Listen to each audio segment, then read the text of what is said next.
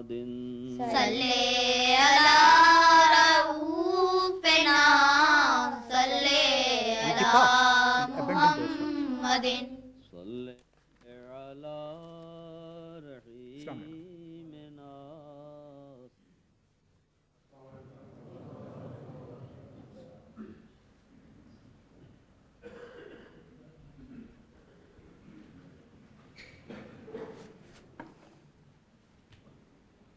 السلام علیکم ورحمۃ اللہ. اذان دے دیں. اللہ اکبر اللہ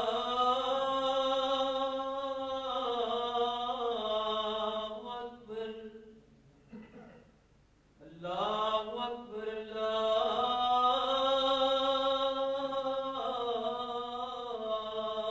اکبر. اشہد ان لا الہ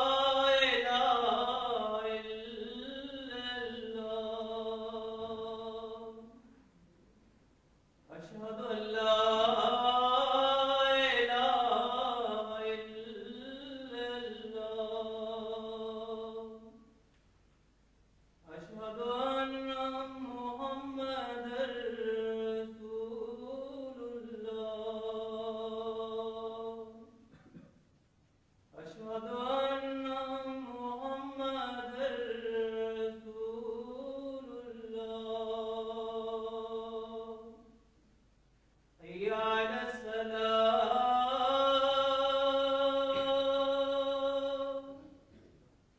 حی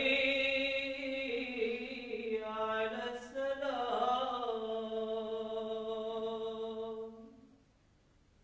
حی علی الفلاح.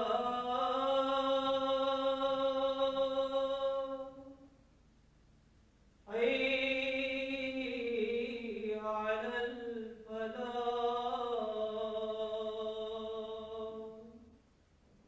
اللہ اکبر اللہ اکبر. لا الہ الا اللہ.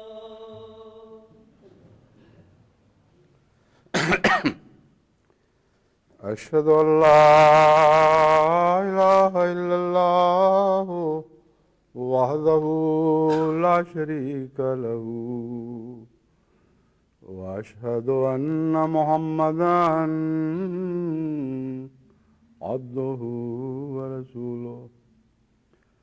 اما بعد فاعوذ باللہ من الشیطان الرجیم. بسم اللہ الرحمن الرحیم. الحمد للہ رب العالمین. الرحمن الرحیم مالک یوم الدین. ایاک نعبد وإياك نستعين. اهدنا الصراط المستقيم صراط الذين أنعمت عليهم غير المغضوب عليهم ولا الضالين.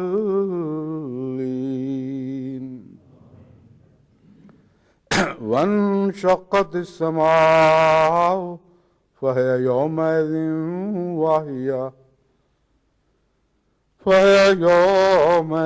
واهية والملك على أرجائها ويحمل عرش ربك فوقهم يومئذ ثمانية. يومئذ تعرضون لا تخفى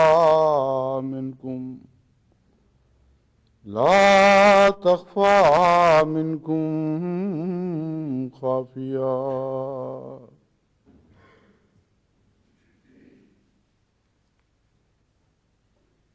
اللہ تعالیٰ کی صفات کے تعلق میں عرش کا کیا مفہوم ہے، اس سلسلے میں 2 خطبے پہلے گزر چکے ہیں، اب یہ تیسرا بھی اسی سلسلے کی ایک کڑی ہے۔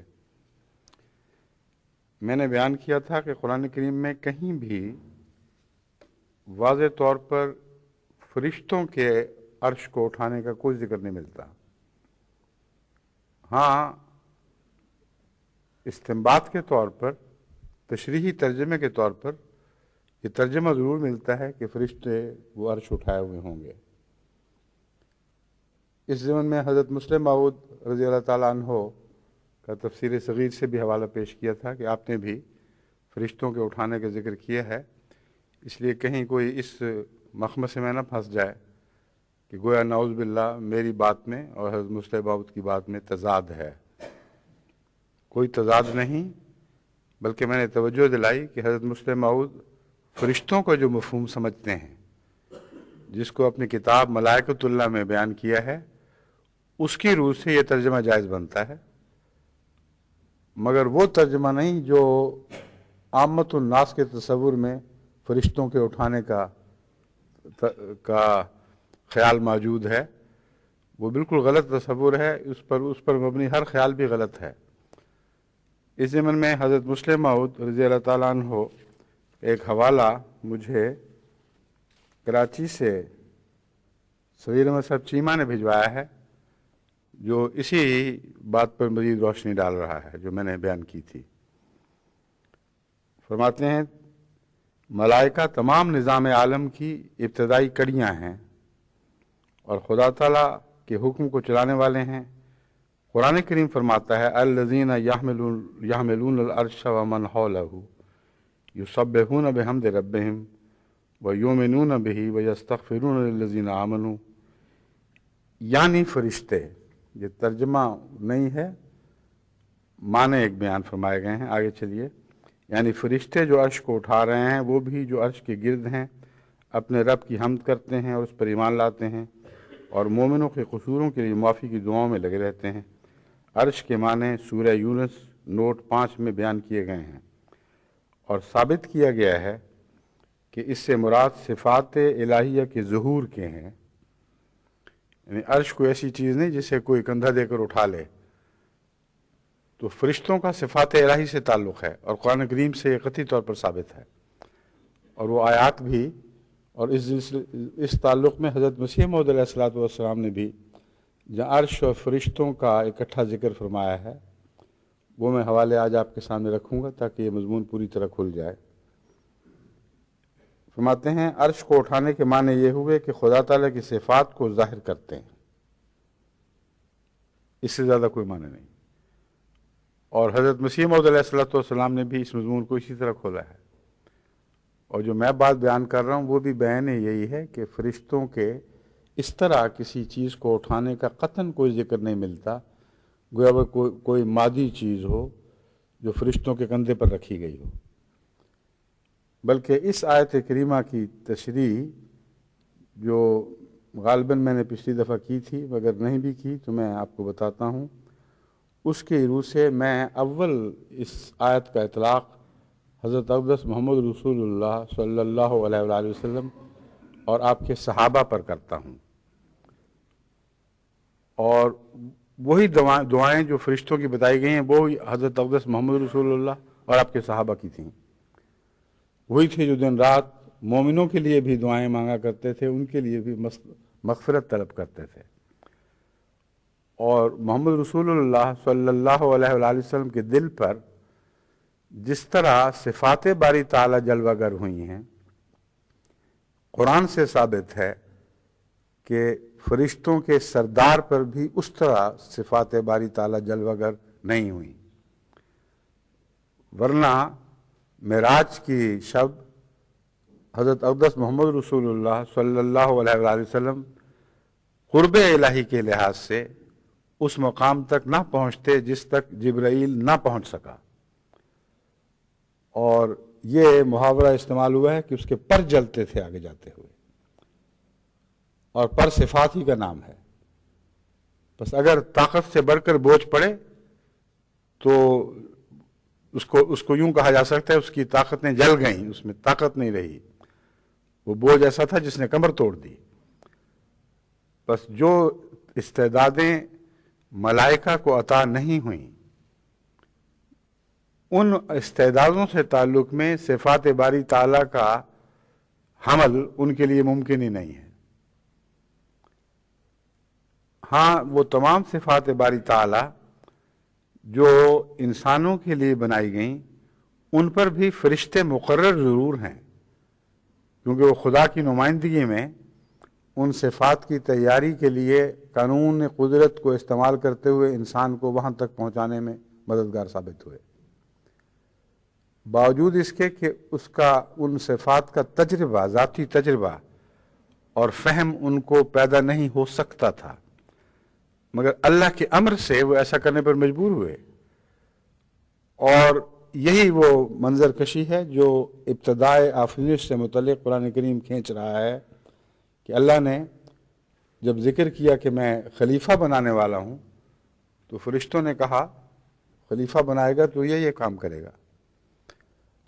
اور جب آدم کو خدا تعالیٰ نے وہ صفات سمجھائیں، وہ اسماء بتائے جن کا آدم سے تو تعلق تھا، فرشتے سمجھ نہیں سکتے تھے۔ جب مقابل پر کھڑا کیا گیا تو فرشتوں نے لا علمی کا اظہار کیا، آدم نے وہ صفات بیان کی ہیں۔ اور یہاں سب سے اول آدم کا معنی یعنی خلیفۃ اللہ، حضرت محمد رسول اللہ صلی اللہ علیہ وآلہ وسلم پر صادق آتا ہے۔ اس لیے جو بھی میں آپ کے سامنے یہ مضمون بیان کر رہا ہوں 100% قرآن پر مبنی اور قرآن کے اعلیٰ لطائف پر مبنی ہے، جو رسول اللہ صلی اللہ علیہ وسلم کی شان کے شایان ہیں، اور کسی اور وجود میں پر وہ پورے آ ہی نہیں سکتے۔ بس ملائکہ کا اٹھانا اسی لیے لفظاً ذکر نہیں ہے، ضمناً معنی کیے جاتے ہیں، اس لحاظ سے کہ ہر طاقت پر فرشتے مامور ہیں، اس کو چلا رہے ہیں، لیکن ان کو پوری طرح نہ بھی سمجھیں تو خدا کے امر کے تابع مجبور ہیں، اور اس پہلو سے وہ بھی انسان کامل کی خدمت پر مامور ہیں۔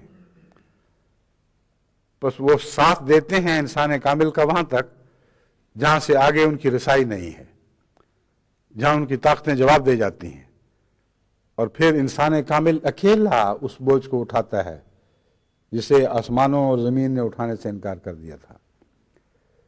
یہ وہ بوجھ ہے جس کے لیے محمد رسول اللہ صلی اللہ علیہ وآلہ وسلم کو وہ استعدادیں عطا کی گئیں جو بنی نوع انسان کو دی گئیں، مگر کوئی ان سے کامل فائدہ نہ اٹھا سکا۔ اس لیے اس میں کوئی ناانصافی کا سلوک نہیں ہے۔ تمام استعدادیں اگرچہ انفرادی طور پر مختلف بھی ہیں، مگر بنیادی طور پر جس کو پوٹینشل کہتے ہیں، پوٹینشل کے لحاظ سے ہر انسان کو عطا ہوئی ہیں۔ بعضوں نے ان کو استعمال کیا، بعضوں نے نہیں کیا۔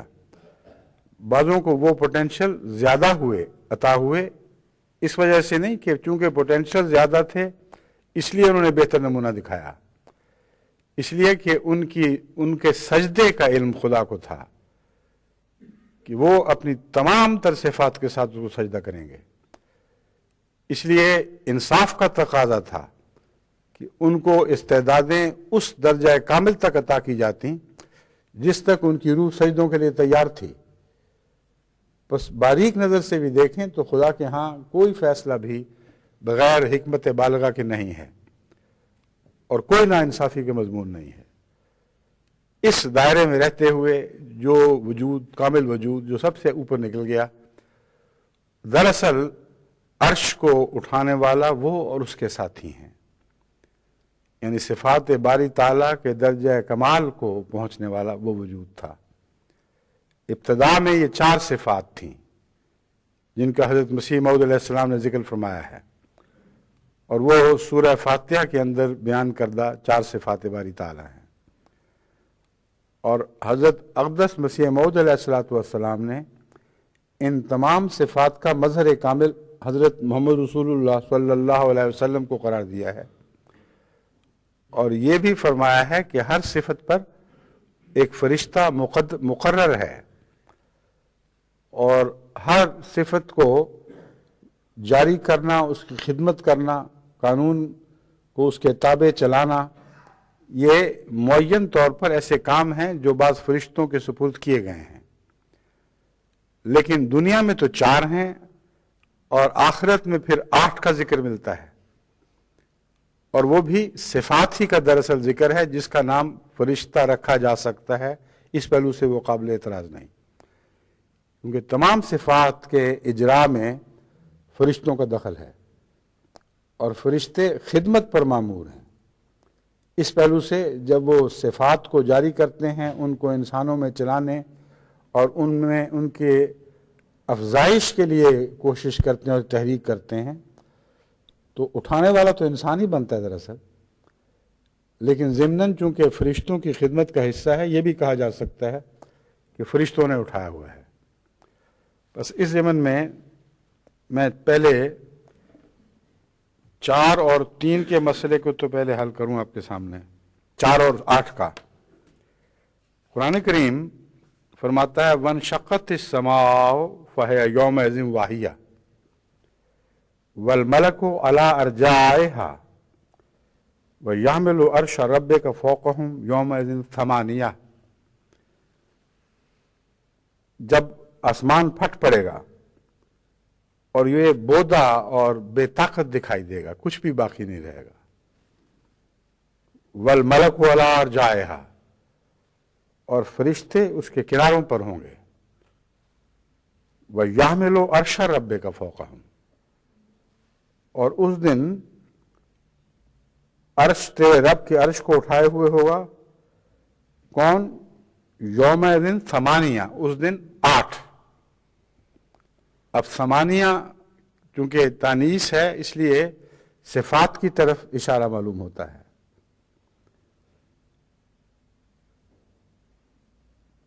اس لیے صفات باری تعالیٰ کا ترجمہ جو حضرت اقدس مسیح موعود علیہ السلام نے فرمایا ہے، بین ہی اس مضمون کے مطابق ہے، لیکن یہ بھی فرمایا کہ چونکہ فرشتوں سے صفات کا بھی تعلق ہے، اس لیے گویا تمثیلی طور پر فرشتوں کو بھی کہا جا سکتا ہے کہ وہ اٹھائے ہوئے ہیں، ورنہ حقیقت میں نہیں، تمثیلی رنگ میں فرشتوں کو کہا جاتا ہے۔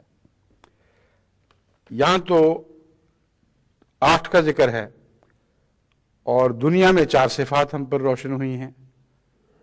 یہ کیا حکمت ہے، یہ کیا فرق ہے؟ قیامت کے دن 4 8 کیسے ہو جائیں گے؟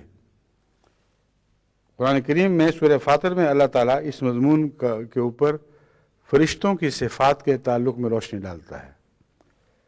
فرماتا ہے الحمدللہ فاطر السماوات والارض، تمام اور کامل اور حقیقی تعریف اللہ ہی کی ہے کہ جو آسمانوں اور زمین کا آغاز کرنے والا ہے، اس کی تخلیق کا آغاز کرنے والا ہے۔ جاعل الملائکۃ، فرشتوں کا بنانے والا ہے۔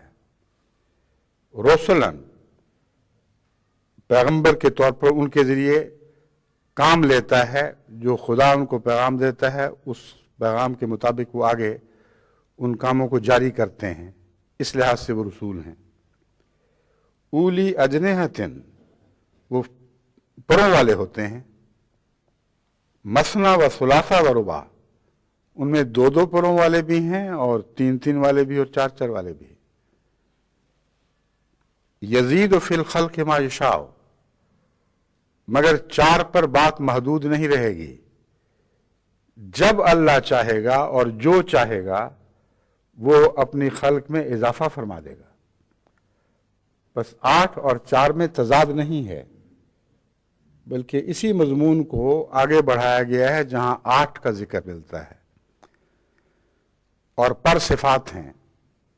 اس میں تو قطعاً کوئی شک نہیں، قرآن کریم واضح طور پر پروں کو صفات کے معنوں میں استعمال فرماتا ہے اور فرماتا ہے ان پر اپنی رحمت کے پر جھکا دے۔ حضرت محمد رسول اللہ علیہ وسلم کو فرماتا ہے ان مومنوں پر اپنی رحمت کے پر جھکا دے۔ بس پروں کا اور بھی جگہ انہی معنوں میں، صفات کے معنوں میں ذکر ملتا ہے، جس کا مطلب یہ ہے کہ یہ صفات ہیں جو فرشتوں کی ذاتی صفات نہیں ہیں، بعض صفات باری تعالیٰ سے ان کا تعلق ہے۔ اور دنیا میں بنیادی صفات جو انسان پر ظاہر ہوئیں وہ 4 تھیں، اور مرنے کے بعد اگلی دنیا میں انہی صفات کو 8 فرمایا گیا۔ اس میں ایک گہری حکمت ہے۔ اول تو یہ وعدہ موجود تھا پہلے ہی، جہاں 4 صفات کا ذکر ہے وہاں وعدہ تھا کہ اور بھی خدا بڑھائے گا۔ ما یشاء کا مطلب ہے کہ ہو سکتا ہے آئندہ لامتناہی دور میں ان صفات میں سے اور صفات بھی پھوٹتی رہیں۔ اب اس کے کیسے بڑھتی ہیں یہ صفات؟ ربوبیت تو ربوبیت ہی ہے، مگر یہاں جن چیزوں پر انسان کی اور زندگی کی ربوبیت ہو رہی ہے وہی چیزیں بیان ہی اس دنیا میں اس کی ربوبیت کے لیے کافی نہیں ہیں، بلکہ کام آ ہی نہیں سکتی۔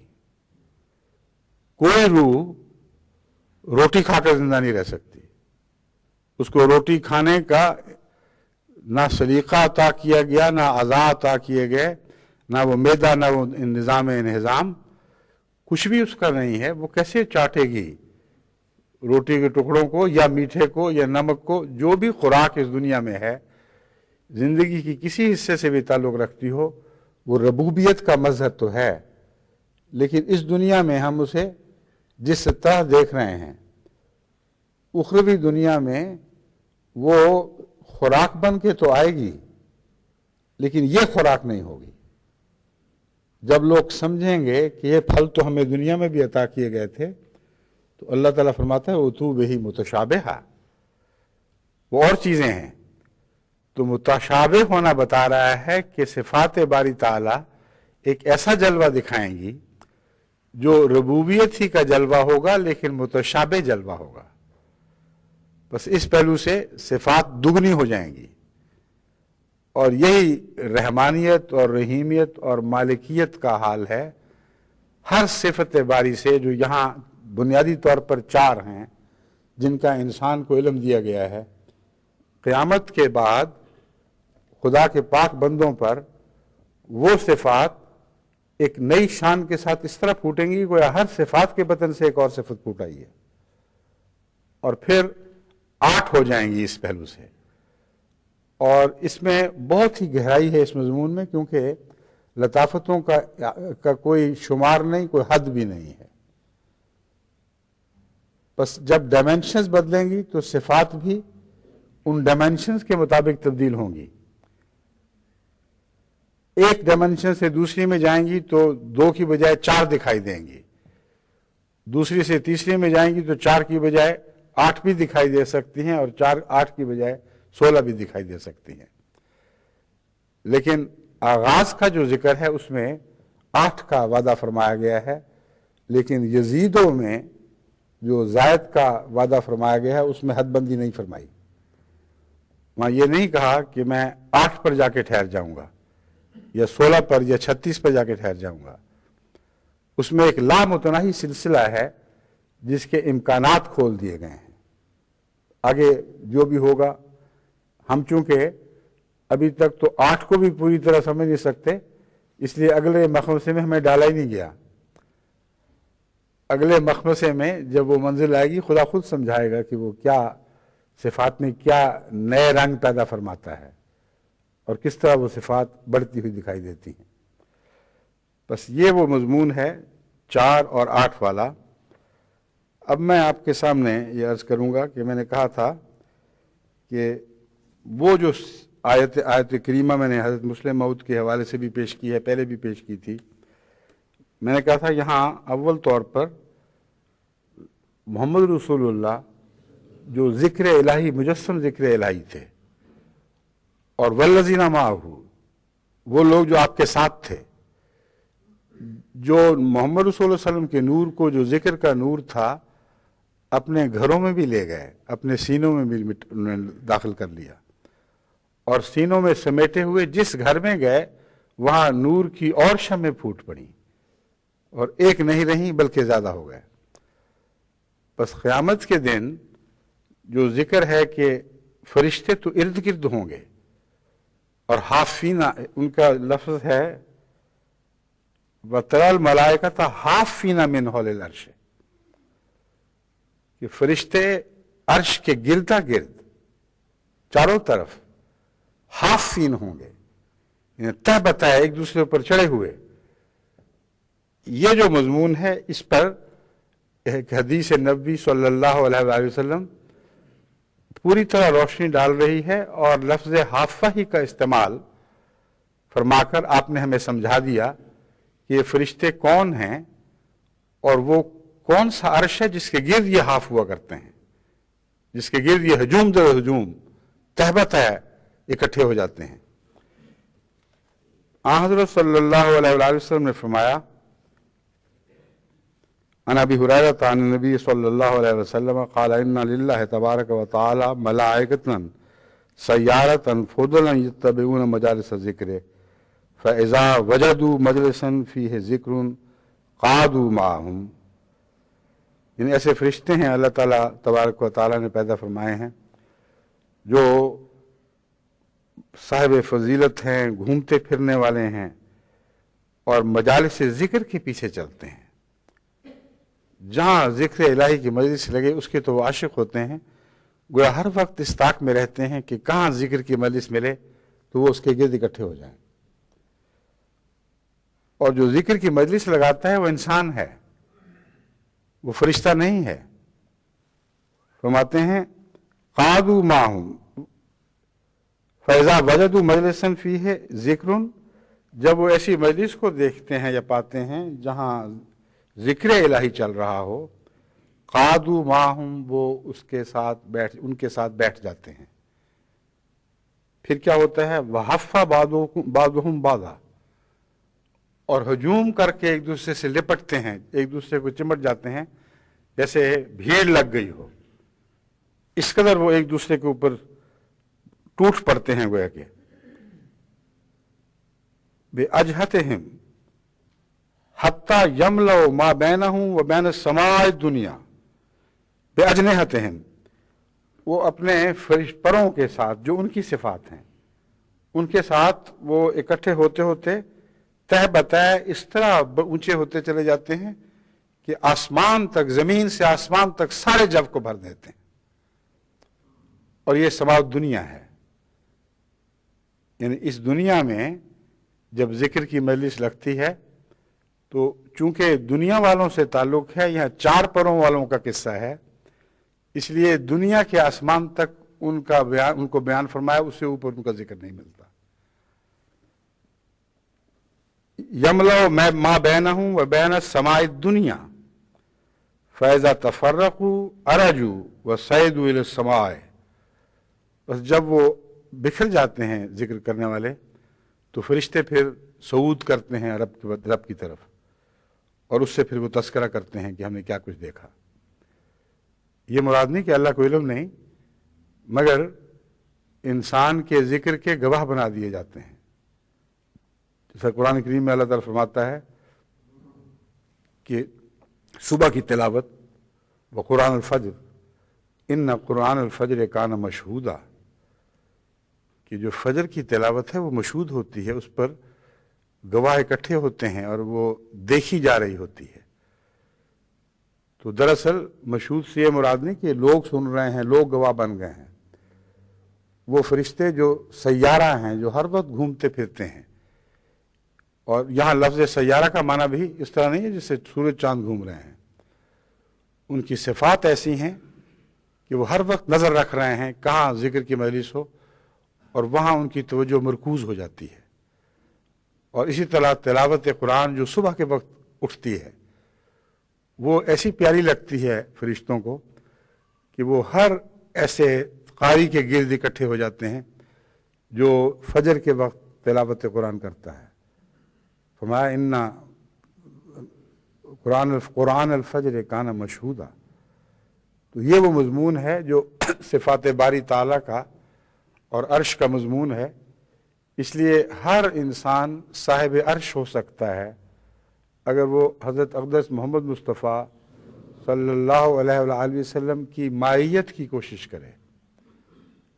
کیونکہ عرش کو اٹھانے والے دراصل محمد رسول اللہ اور آپ کے ماں ساتھ جو بھی ہیں وہ ہیں، اور فرشتے اس مضمون میں مددگار ہیں، اور فرشتوں کی مدد اور تائید کے بغیر یہ مضمون آغاز سے آخر تک تکمیل پا ہی نہیں سکتا تھا، کیونکہ اللہ تعالیٰ نے فرشتوں کو ذریعہ بنا دیا ہے۔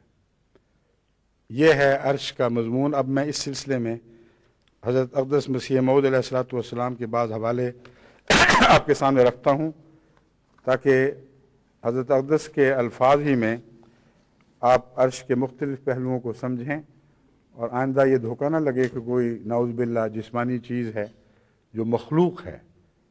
عرش مخلوق نہیں ہے۔ اگر صفات باری تعالیٰ ہے تو مخلوق ہو ہی نہیں سکتا۔ اس لیے مخلوق چیزوں کا اس کو اٹھانے کا سوال کوئی نہیں، اور فرشتے مخلوق ہیں، جعلہ فرمایا ہے، ان کو بنایا اللہ تعالیٰ نے۔ اور ہمیشہ سے اللہ بہتر جانتا ہے کہ کتنی کائناتیں بنی، کتنے فرشتے کب سے چلے آ رہے ہیں، مگر ازل سے کوئی فرشتہ خدا کے ساتھ نہیں ہے۔ ازل میں مختلف قسم کے وجود روحانی اور غیر روحانی خدا نے پیدا کیے ہیں اور کرتا چلا آیا ہے، کہ اس کی صفات معطل نہیں ہیں، لیکن اس کے باوجود کوئی بھی تخلیق ازلی نہیں ہے۔ نظام تخلیق ازلی ہے کیونکہ یہ خالق کا نظام ہے، تخلیق فی ذات ہی ازلی نہیں ہے۔ اس لیے اس بات کو خوب اچھی طرح ذہن نشین کر لیں، اور یہی وہ معنی ہیں جن کے لحاظ سے میں کہتا ہوں کہ خدا میں زمانہ نہیں پایا جاتا، تخلیق میں زمانہ پایا جاتا ہے۔ اور تخلیق کا زمانہ جب ہم دیکھتے ہیں تو اس کے حوالے سے خدا کا ایک زمانہ دکھائی دیتا ہے، جو تخلیق کے زندگی کے دور میں خدا کے اور تخلیق کے تعلق میں ہمیں نظر آتا ہے۔ ہم سمجھتے ہیں ایک زمانہ ہے، مگر زمانہ وہ تخلیق کا ہے، مگر اللہ سے اس تخلیق کا جو تعلق قائم ہوتا ہے، اس لیے یہ کہہ سکتے ہیں کہ اس زمانے میں خدا کا ان سے یہ تعلق قائم ہوا، لیکن زمانہ فی ذات ہی اللہ کا نہیں ہے، کیونکہ وہ زمانوں سے بالا اور پاک ہے۔ اب حضرت مسیح موعود علیہ السلام کے ارشادات میں آپ کے سامنے رکھتا ہوں۔ فرماتے ہیں مسلمانوں کا یہ عقیدہ نہیں ہے کہ عرش کوئی جسمانی اور مخلوق چیز ہے جس پر خدا بیٹھا ہوا ہے۔ تمام قرآن شریف کو اول سے آخر تک پڑھو، اس میں ہرگز نہیں پاؤ گے کہ عرش بھی کوئی محدود چیز اور مخلوق ہے۔ خدا نے بار بار قرآن شریف میں فرمایا ہے کہ ہر ایک چیز جو کوئی وجود رکھتی ہے اس کا میں ہی پیدا کرنے والا ہوں۔ جو بھی کوئی وجود رکھتی ہے اس کا میں ہی پیدا کرنے والا ہوں۔ میں ہی زمین و آسمان اور روحوں اور ان کی تمام قوتوں کا خالق ہوں۔ میں اپنی ذات میں آپ قائم ہوں، اور ہر ایک چیز میرے ساتھ قائم ہے۔ ہر ایک ذرہ اور ہر ایک چیز جو موجود ہے وہ میری ہی پیدائش ہے۔ اگر فرشتے موجود ہیں تو اللہ کی پیدائش ہے، پیدائش بمعنی تخلیق۔ مگر کہیں نہیں فرمایا کہ عرش بھی کوئی جسمانی چیز ہے جس کا میں پیدا کرنے والا ہوں۔ اس لیے عرش صفات باری تعالیٰ کے سوا اور کچھ نہیں ہو سکتا، مگر وہ صفات جس دل پر جلوہ گر ہوں اس کو بھی، جس طرح ہم فرشتوں کو کہتے ہیں عرش اٹھانے والے، اول طور پر وہ دل عرش اٹھانے والا ہے، نہ کہ کوئی اور۔ قرآن شریف میں لفظ عرش کا جہاں جہاں استعمال ہوا ہے اس سے مراد خدا کی عظمت اور جبروت اور بلندی ہے۔ اسی وجہ سے اس کو مخلوق چیزوں میں داخل نہیں کیا، اور خدا تعالیٰ کی عظمت اور جبروت کے مظہر 4 ہیں۔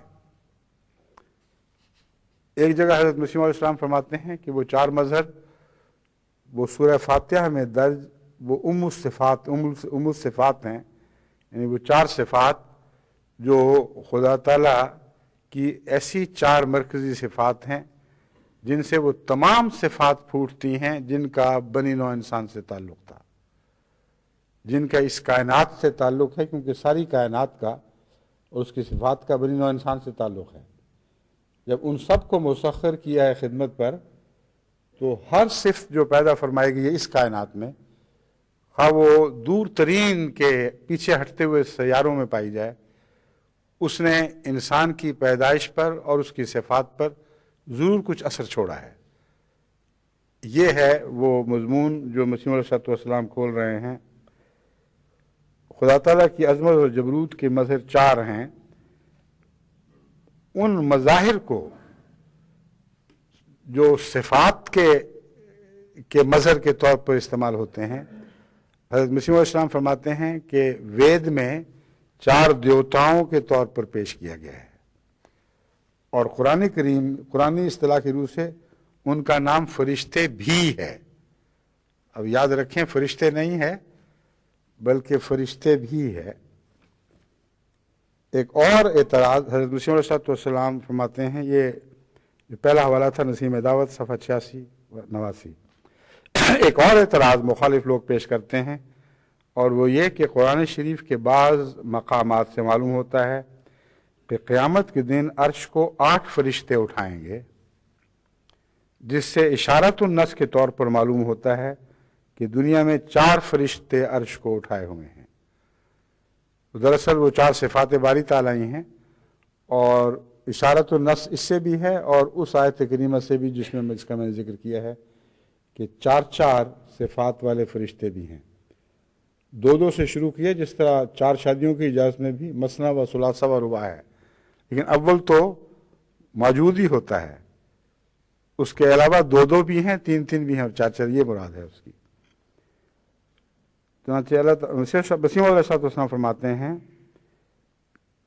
جس سے اشارۃ النص کے طور پر معلوم ہوتا ہے کہ دنیا میں 4 فرشتے عرش کو اٹھاتے ہیں۔ اور اب اس جگہ اعتراض یہ ہوتا ہے کہ خدا تعالیٰ تو اس بات سے پاک اور برتر ہے کہ کوئی شخص اس کے عرش کو اٹھاوے۔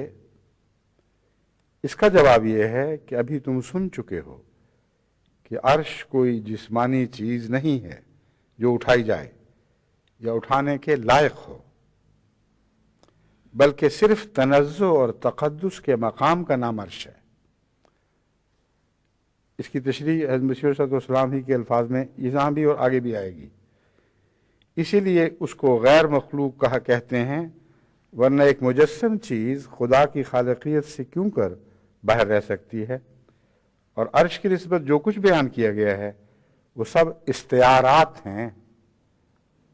بس اس سے ایک عقل مند سمجھ سکتا ہے کہ ایسا اعتراض محض حماقت ہے۔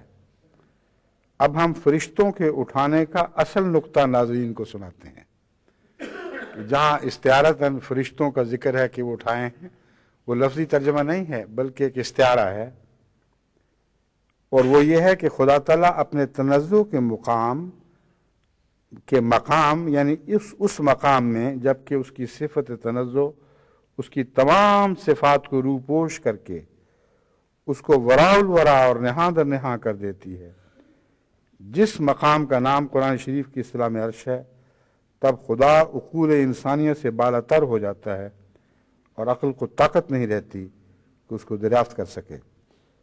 تب اس کی 4 صفتیں، جن کو 4 فرشتوں کے نام سے معصوم کیا گیا ہے، جو دنیا میں ظاہر ہو چکی ہیں، اس کے پوشیدہ وجود کو ظاہر کرتی ہیں۔ 4 صفتیں ہیں جن کو فرشتوں کا نام دیا گیا ہے، مگر ہیں صفات، اور ربوبیت فی ذاتہ ہی فرشتہ نہیں ہے، کیونکہ یہ بات سمجھنے کے لائق ہے۔ کوئی شخص اس کو پڑھ کر یہ غلط نتیجہ نہ نکال لے کہ حضرت مسیح علیہ السلام فرشتوں کو صفات اور صفات کو فرشتے کہہ رہے ہیں۔ ان صفات کو فرشتوں کا نام دیا گیا ہے، مگر ہیں صفات، اور وہ صفات ازلی ہیں اور فرشتے ازلی نہیں ہیں۔ وہ صفات ازلی ہیں، اور صفات ازلی خدا کی ذات کا نام ہی ہے، کیونکہ کوئی وجود اپنی صفات کے بغیر وجود ہی نہیں رہتا۔ بس صفات باری تعالی اس کے وجود کا مظہر ہیں، اور اظہار کے طور پر فرشتوں کا نام بھی دیا گیا ہے، مگر کن 4 صفات پر فرشتوں کے نام کا اطلاق ہے؟ وہ سورہ فاتحہ کی 4 صفات ہیں۔ اول ربوبیت، جس کے ذریعے سے وہ انسان کی روحانی اور جسمانی تکمیل کرتا ہے۔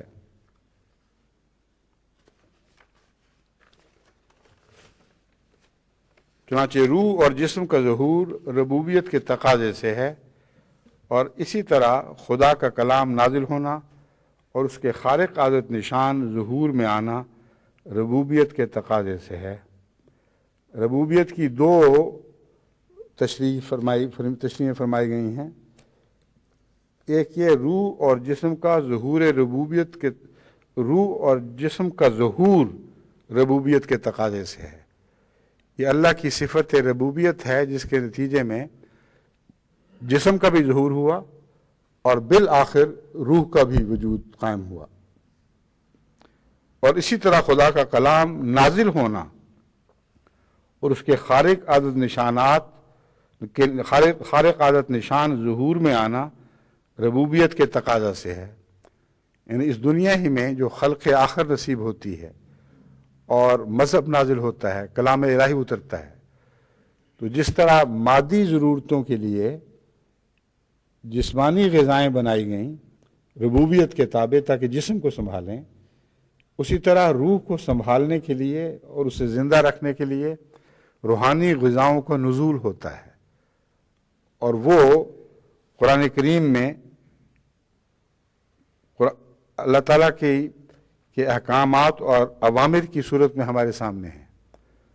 اگر ان کو ترک کر دیں گے تو روح میں زندگی کے لیے کوئی طاقت باقی نہیں رہے گی، اس کے بغیر تو جس انسان مردہ ہو جاتا ہے۔ بس اس پہلو سے آپ نے فرمایا کہ ربوبیت نے دونوں تقاضوں کو پورا فرمایا ہے، جسم اور روح کی پیدائش خود ربوبیت کے نتیجے میں، اور دونوں کو زندہ رکھنے کے لیے الگ الگ نظام جاری فرما دیے۔ اور وہ نظام کیا ہے جو روح کی غذا کے لیے خدا کا کلام نازل ہونا اور اس کے خارق عادت نشان کا ظہور میں آنا ہے۔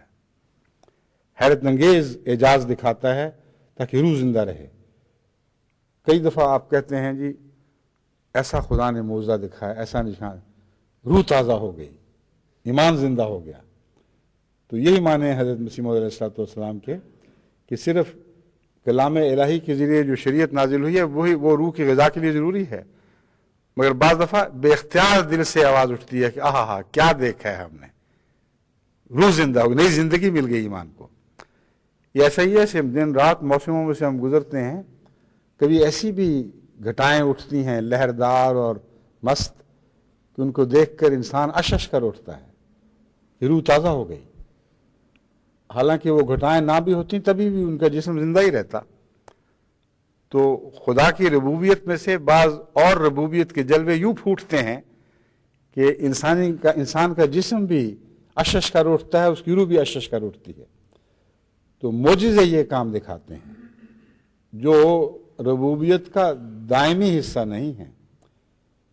حیرت انگیز خوبصورت مناظر اور موسموں میں حیرت انگیز پاک تبدیلیاں جو انسانی زندگی کو لطف سے بھر دیتی ہیں، یہ دنیاوی معجزہ ہے، اور روح کے لیے بھی خدا نے معجزے مقرر فرمائے ہیں۔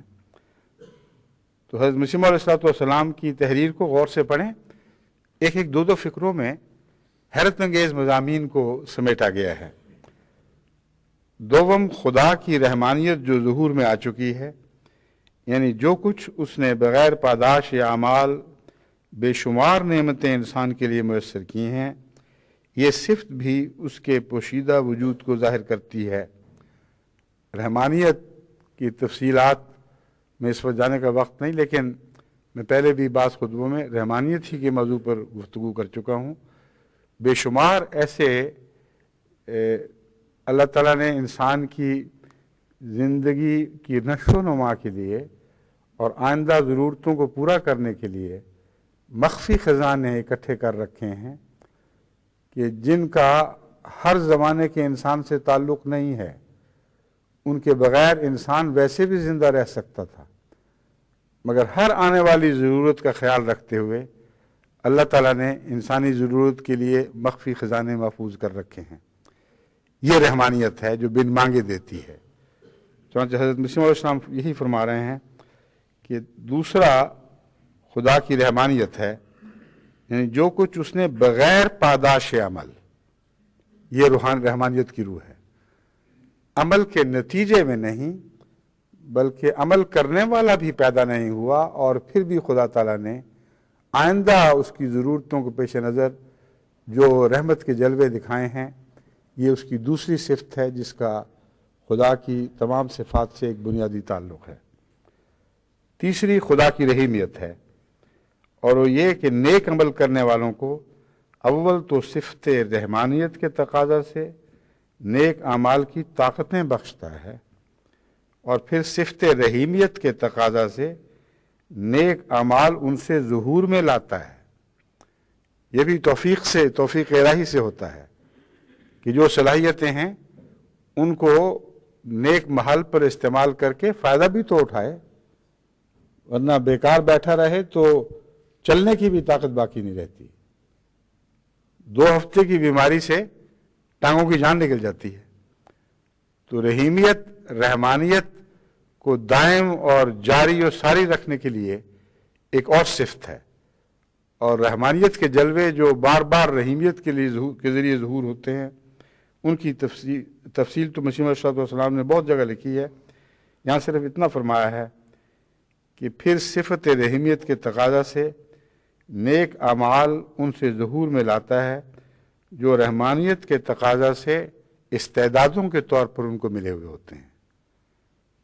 ان استعدادوں سے وہ پھر نیک اعمال رونما ہونے میں رحیمیت مدد فرماتی ہے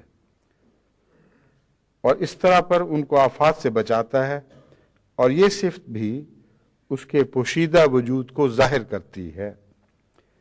چوتھی صفت مالک یوم الدین کی ہے. یہ بھی اس کے پوشیدہ وجود کو ظاہر کرتی ہے کہ وہ نیکوں کو جزا اور بدوں کو سزا دیتا ہے.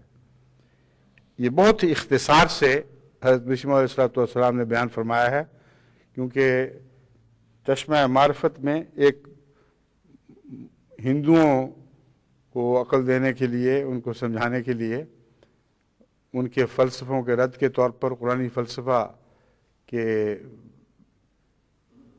ایسے نکات ان کے سامنے رکھے مثالیں دے دے کر کہ ان کو سمجھ آئے، اور ان کے وید سے بھی وہ حوالے پیش کیے جن سے وہ سمجھیں کہ ہم نے خود وید ہی کی تعلیم کو غلط سمجھا تھا، اور قرآنی تعلیم ہی ہے جو وید کو بھی سچا کر کے دکھاتی ہے، ورنہ اس تعلیم کی روشنی کے بغیر وید محض جھوٹی ثابت ہوتی ہے. یہ طرز کلام ہے، اس لیے یہاں بہت تفصیل بیان نہیں فرمائی، ضمناً ذکر فرمایا ہے. یہ چاروں صفتیں ہیں جو اس کے عرش کو اٹھائے ہوئے ہیں. اب دیکھ لیں، یہ صفتیں ہیں جو اٹھائے ہوئے ہیں. اس لیے ملائکہ پر تمثیل کے طور پر عرش اٹھانے کا، ملائکہ کے حوالے سے تمثیل کے طور پر عرش اٹھانے کا ذکر ملتا ہے. اور یہ صفات کس نے اٹھائی ہیں؟ اللہ تعالیٰ کی صفات تو خود اس کی ہیں. اٹھانے سے کا مطلب صرف یہ بنے گا یہاں ان معنوں میں کہ جس کے دل پر جلوہ گر ہوئیں، جس کی روح، جس کے مزاج میں سرایت کر گئیں. اس پہلو سے حضرت محمد رسول اللہ صلی اللہ علیہ وآلہ وسلم کیونکہ صفات باری تعالیٰ کو اپنی ذات میں، اپنے وجود پر اٹھانے میں درجہ کمال کی انتہا کو پہنچ گئے. وہ آخری انتہا جہاں تک کمال پہنچ سکتا تھا.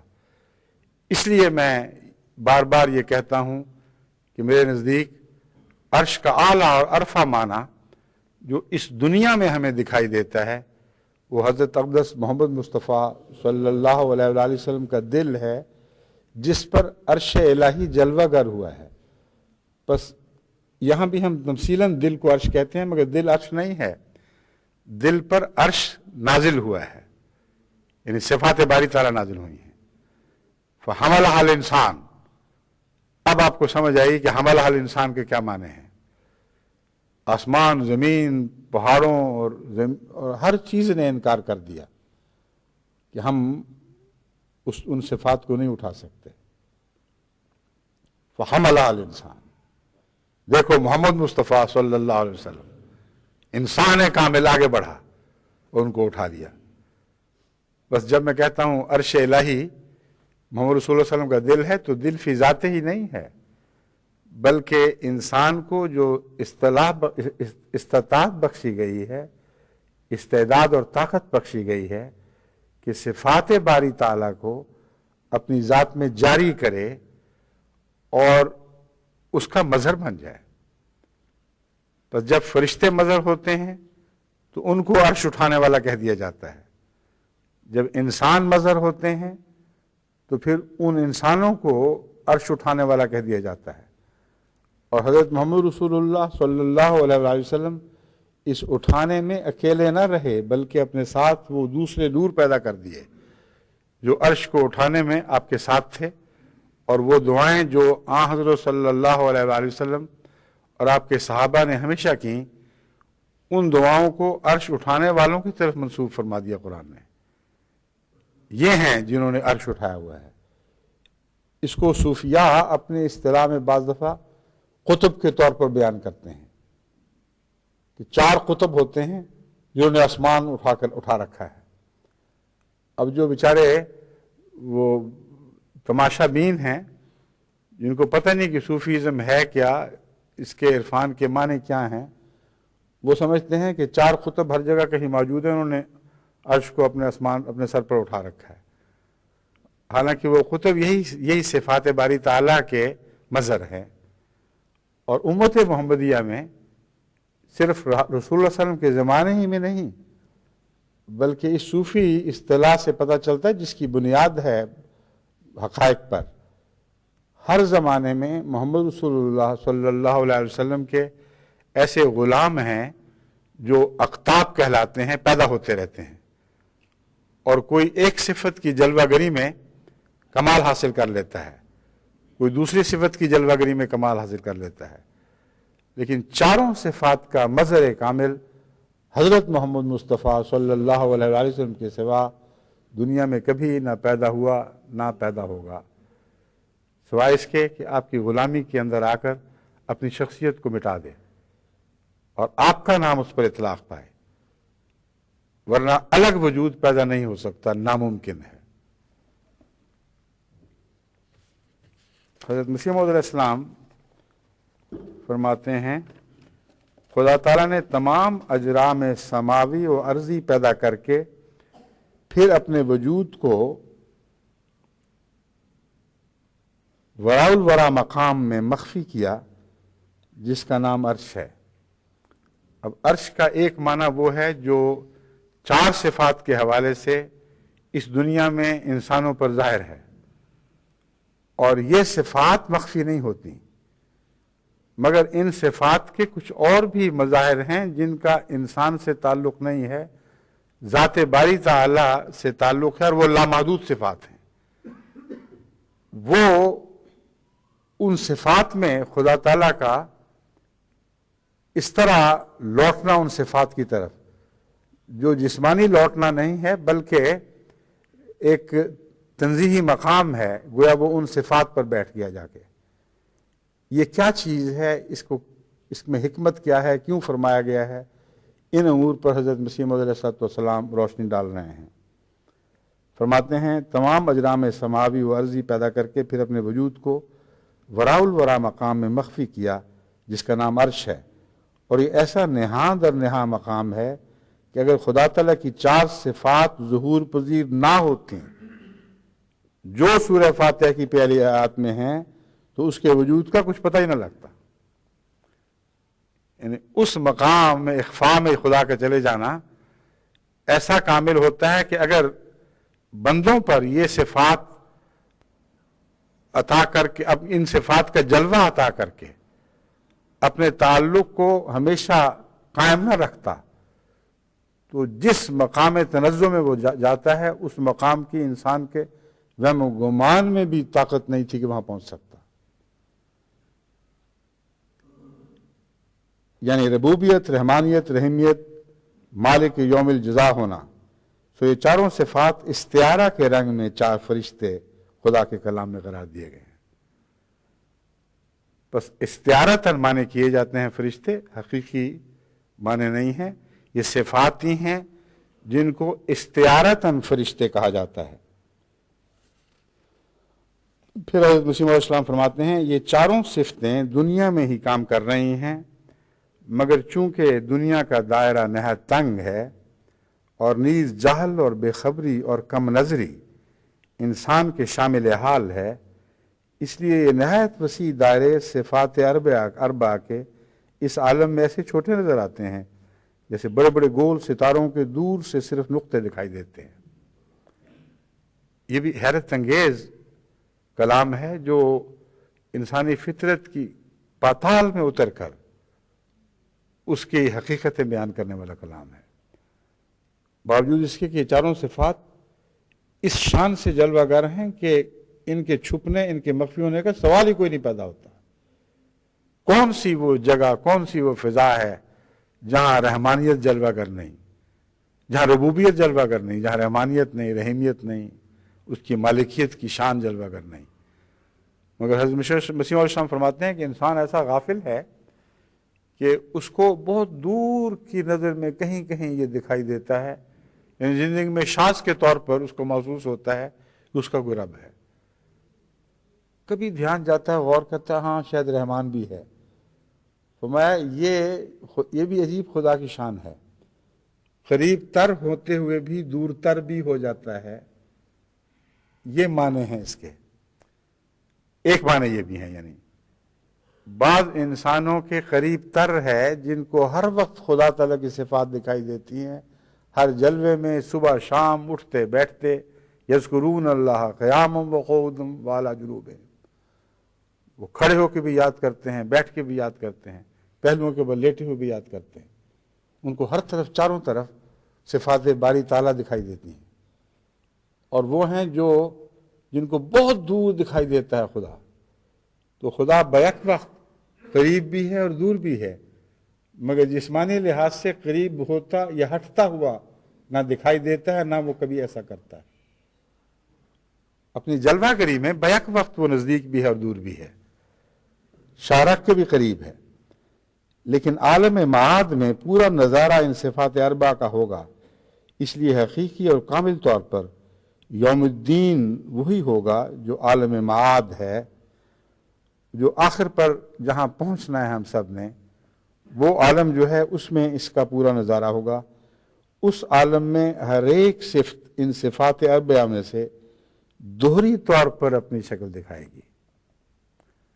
اب دیکھیں، یہ پڑھ کے میری روح وجد میں آ گئی، کیونکہ میرے پہلی اس پر نظر نہیں تھی، لیکن اللہ تعالیٰ نے میرے دل میں یہ بات یقین کی طرح گاڑ دی تھی کہ یہی چار صفات ہیں جو بصارت کی تیزی کے نتیجے میں، روح کی نئی لطافتوں کے نتیجے میں دگنی ہو کے دکھائی دیں گی، اور قرب کے نتیجے میں ایک چیز بڑی دکھائی دیتی ہے۔ اب یہ دیکھیں، حضرت مسیح موعود علیہ السلام بین ہی یہی بات فرما رہے ہیں۔ فرماتے ہیں اس لیے اس وقت یہ 4 صفتیں 8 صفتیں معلوم ہوں گی۔ اسی کی طرف اشارہ ہے جو فرمایا گیا ہے کہ اس دنیا میں 4 فرشتے خدا تعالیٰ کا عرش اٹھا رہے ہیں، اور اس دن 8 فرشتے خدا تعالیٰ کا عرش اٹھائیں گے۔ یہ استعارہ کے طور پر کلام ہے، کیونکہ خدا تعالیٰ کی ہر صفت کے مناسب حال ایک فرشتہ بھی پیدا کیا گیا ہے، مگر صفت کے مناسب حال پیدا کیا گیا ہے، وہ خود وہ صفت نہیں ہے۔ اس لیے 4 صفات کے متعلق 4 فرشتے بیان کیے گئے، اور جب 8 صفات کی تجلی ہوگی تو ان صفات کے ساتھ 8 فرشتے ہوں گے، کیونکہ ان صفات کے مناسب حال فرشتہ پیدا کیا جائے گا۔ اور چونکہ یہ صفات الوہیت کی ماہیت کو ایسا اپنے پر لیے ہوئے ہیں کہ گویا اس کو اٹھا رہے ہیں، یہ صفات ہیں جو الوہیت کی ماہیت کو گویا ایسے اپنے اوپر لیے ہوئے ہیں، گویا اس کو اٹھا رہے ہیں۔ اس لیے استعارہ کے طور پر اٹھانے کا لفظ بولا گیا ہے۔ ایسے استعارات لطیفہ خدا تعالیٰ کی کلام میں بہت ہیں جن میں روحانیت کو جسمانی رنگ میں دکھایا گیا ہے۔ پھر حضرت مسیح علیہ السلام فرماتے ہیں،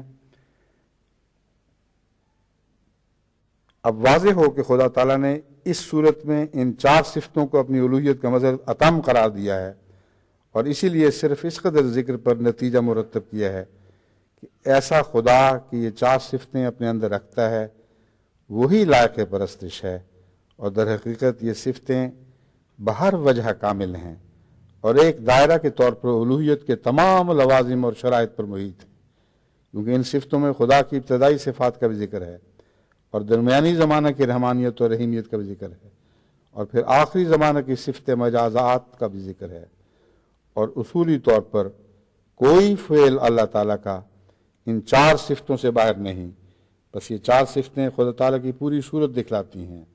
تو در حقیقت استواء علی العرش کے یہی معنی ہیں کہ خدا تعالیٰ کی یہ صفات جب دنیا کو پیدا کر کے ظہور میں آ گئیں تو اللہ تعالیٰ ان معنوں سے اپنے عرش پر پوری وضع استقامت سے بیٹھ گیا کہ کوئی صفت صفات لازمہ الوہیت سے باہر نہیں رہی، اور تمام صفات کے پورے طور پر تجلی ہو گئی، جیسا کہ جب اپنے تخت پر بادشاہ بیٹھتا ہے تو تخت نشینی کے وقت اس کی ساری شوکت ظاہر ہوتی ہے۔ بس اس تخت کا ایک اور معنی بھی بیان فرما دیا۔ بس یہ خیال کرنا کہ ایک جگہ فلاں معنی کیا گیا، دوسری جگہ فلاں معنی کیا گیا، یہ جہالت ہے۔ خدا تعالیٰ کے کلام میں بہت سے بطون ہیں، اور اس کی صفات کو الٹ پلٹ کے دیکھیں تو نئے جلوے اس میں دکھائی دیتے ہیں۔ کل یومن ہوا فی شان کا یہی تو مطلب ہے۔ صفات اگر 99 ہیں جو ہمیں بتائی گئی ہیں، تو ہر یوم جو بے شمار زمانوں پر اطلاق پاتا ہے اس میں نئی جلوہ گری کیسے ہو سکتی ہے اگر صفات 9 بہ 9 جلوے نہ دکھائیں؟ اور اس پہلو سے عرش الہی جو صفات کا نام ہے اس کے بھی مختلف جلوے ہیں۔ بس ان ایسی بحثوں میں نہ پڑھو جو تمہاری استطاعت اور سمجھ سے باہر کی بات ہے، وہاں جاؤ گے تو وہاں تو فرشتوں کے بھی پر جل گئے۔ محمد رسول اللہ صلی اللہ علیہ وآلہ وسلم کے حوالے سے اور حضرت اقدس مسیح موعود علیہ السلام کے حوالے سے ہم اس عرش کی باتیں سنتے ہیں اور سمجھتے ہیں جن کی رویت صرف ایک انسان کامل کو ہی، یعنی حضرت اقدس محمد مصطفیٰ صلی اللہ علیہ وآلہ وسلم، اور اس رویت کو اس نے اس طرح دیکھا جس نے اپنی آنکھیں چھوڑ دیں اور محمد رسول اللہ کی آنکھیں اختیار کر لیں، اپنا دماغ ترک کر دیا اور محمد رسول اللہ کے دماغ میں مدغم ہو گیا، اپنے نفس کے، اپنے درد ذکر، اپنے دل کے ہر تقاضے کو قربان کر دیا، اور محمد رسول اللہ آپ کے دل پر اس طرح مستوی ہوئے جس طرح اللہ محمد رسول اللہ کے دل پر مستوی تھا۔ بس آپ کی آنکھوں سے، آپ کے دل سے، آپ کی کیفیات سے آپ نے خدا کو دیکھا، اور یہ مسیح موعود علیہ السلام ہیں، یہ آپ کا مرتبہ اور مقام ہے۔ اس کو سمجھتے ہوئے ہمیں بھی انہی راہوں پر قدم آگے بڑھانے کی کوشش کرنی چاہیے، لیکن توفیق خدائی سے مانگنی ہوگی، اس کی توفیق کے بغیر ایک قدم اٹھانا بھی اس راہ میں ممکن نہیں۔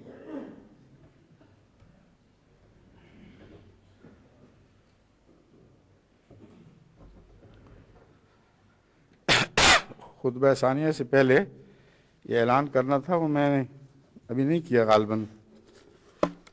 آج کے جمعے میں دعائیہ اعلان کے لیے ایک بھارت کی طرف سے اطلاع ملی ہے کہ مجلس خدام الحمدیہ، اطفال الحمدیہ، لجنہ اماء اللہ اور ناصرات الحمدیہ بھارت کے سالانہ اجتماعات آج سے شروع ہو رہے ہیں، 3 دن تک جاری رہیں گے۔ ان سب کو ہم سب کی طرف سے مبارک ہو، السلام علیکم ورحمۃ اللہ وبرکاتہ، اور ان کو بھی جن کے میں نام پڑھ کے سنانے لگا ہوں، اللہ ان سب کے اجتماعات مبارک کرے۔ مجلس خدام الحمدیہ جرمنی کی 6ٹھی مجلس شورا کل 21 اکتوبر کو شروع ہو رہی ہے، انشاءاللہ 2 دن جاری رہے گی۔ خدام الحمدیہ سویڈن کا 13واں سالانہ اجتماع اور خدام الحمدیہ بیلجیم کا 4تھا سالانہ اجتماع کل سے شروع ہو رہا ہے، یہ بھی 2 دن جاری رہیں گے۔ اللہ ان سب اجتماعات کو ببرکت بنائے۔ الحمدللہ نحمدہ ونستعینہ ونستغفرہ ونؤمن بہ ونتوکل علیہ ونعوذ باللہ من شرور انفسنا ومن سیئات اعمالنا من یہدہ اللہ فلا مضل لہ ومن یضللہ فلا ہادی لہ ونشهد أن لا إله إلا الله وحده لا شريك له ونشهد أن محمدا عبده ورسوله عباد الله رحمكم الله إن الله يأمر بالعدل والإحسان وإيتاء ذي القربى وينهى عن الفحشاء والمنكر والبغي يعظكم لعلكم تذكرون اذكروا الله يذكركم وادعوه يستجب لكم ولذكر الله أكبر